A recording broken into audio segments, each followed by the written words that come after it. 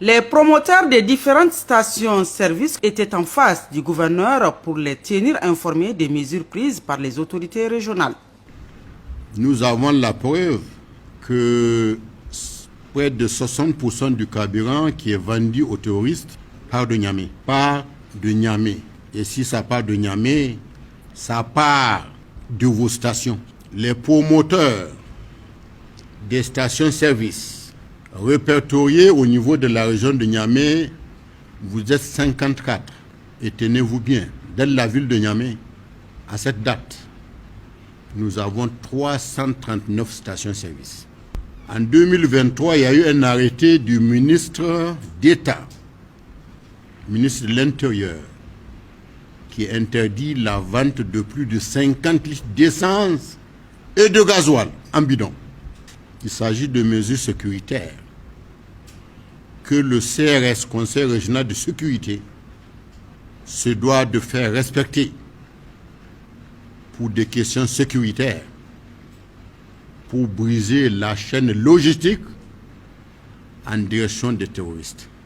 Il y a eu quelques stations qui ont été fermées par le gouverneur. Vous savez bien et pourquoi. Parce que lorsque le gouverneur ferme une station, nous convoquons le promoteur, c'est-à-dire le propriétaire, pour lui montrer les preuves. Photo à l'appui. Et le monsieur s'était, il s'en va. Après quelques mois, on rouvre cette station-là avec une dernière mise en garde. Mais malgré ça, nous avons constaté qu'il y a toujours des stations qui continuent à piétiner ces mesures sécuritaires. Pas plus tard que le vendredi passé, j'ai fait fermer la station Ola, route Torodi, parce que au niveau de cette station,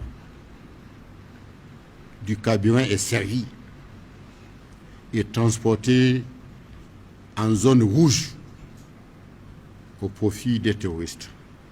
Le général de brigade Asman Abdharouna, premier responsable de la région, en appelle au strict respect des décisions. Dans tous les arrondissements communaux, il y a des stations qui sont implantées. Vous avez avec moi les administrateurs délégués, l'AD de la ville et les 5 administrateurs délégués qui vont désormais s'assurer que ces mesures seront respectées à la lettre. À ce jour, ça fait bientôt 2 ans.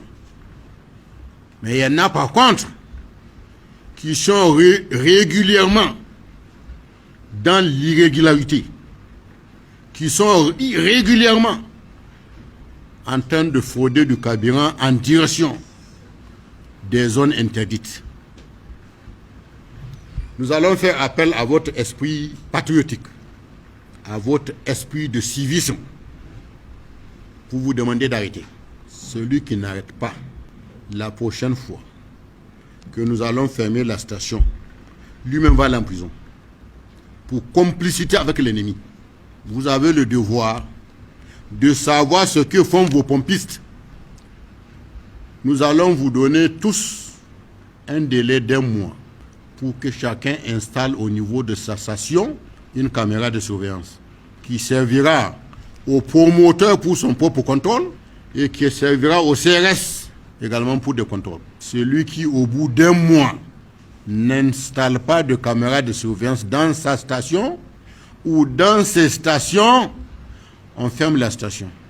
Une lettre de suspension des dossiers de demande d'ouverture de construction et d'exploitation des stations-service de 2023 a été levée le 3 avril 2025. Elle a été lue à l'assistance par le directeur régional du pétrole, Abdraman Lawal Namalka. Le gouverneur a également tenu à expliquer clairement le contenu de la lettre. Le vœu de suspension de l'interdiction de construction de stations-service s'est levé à l'intérieur du pays, de cette région. Là-bas, c'est levé. Vous pouvez aller construire. Sauf Niamey. Toutefois, les stations dont les travaux ont été arrêtés, dont les travaux ont été arrêtés en 2023 sur la base d'une lettre du ministre peuvent être achevés. Ça veut dire, moi j'ai un terrain pour faire une station, j'ai un récépissé pour faire une station, je n'ai pas commencé. Face à cette lettre-là, je ne peux pas commencer. Cette rencontre tenue devant tous les membres du CRS, les différents administrateurs délégués communaux et celui de la ville de Niamey a permis aux promoteurs de poser des questions d'éclaircissement, d'apporter leur soutien aux membres du CNSP et au gouvernement pour les efforts consentis de la lutte contre l'insécurité sous toutes ses formes, mais aussi et surtout dans le cadre du maintien de la sécurité des populations.